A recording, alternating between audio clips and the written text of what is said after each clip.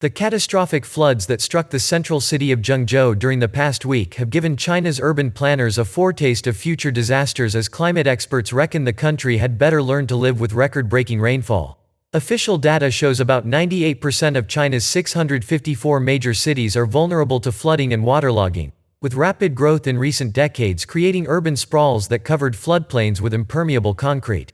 At least 51 people were killed in Zhengzhou, many of them drowning in a subway system as the deluge dumped 800 to 900 millimeters of rainfall in what was described by Chinese media as a once-in-a-thousand-year event.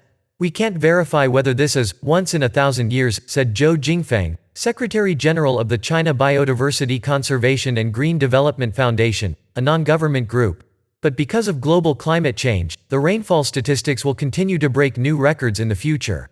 Almost two-thirds of China's 1.4 billion people live in cities compared with a third 2 decades ago, and coping with future calamities will depend on building infrastructure, most notably flood prevention and drainage systems, experts say. Currently, many cities rely on the height and strength of dikes as a first line of defense. "We know these big events are going to come along, and just don't know when," James Griffiths, a hydrologist at New Zealand's National Institute of Water and Atmospheric Research, said.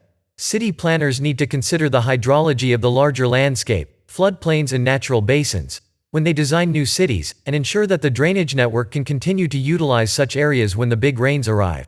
China published a policy report this month listing some of the measures taken to mitigate risks.